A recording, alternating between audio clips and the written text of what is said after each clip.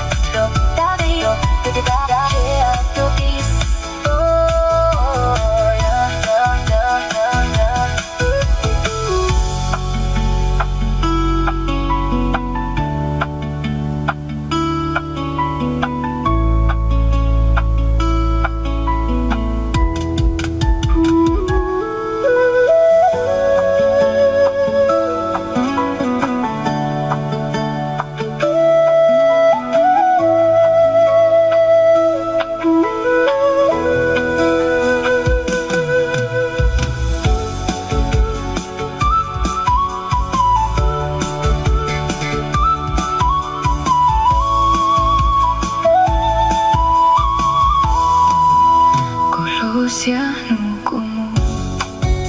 Sukutin rokin cho Nya tiatin saya he Warau besin rulau Nuku kutenyo hausia Kutenyo ti projmu Koshaiken pruanutia Kunyon roke hosia Komus raunia Soku kwanyo ible Sochke frupku muabrau Ya plomun rokwalau Sezo buau ako zosia Silo puso kosia Kutsua toko kozo Zau tinyo ake Keshuti yo nyatia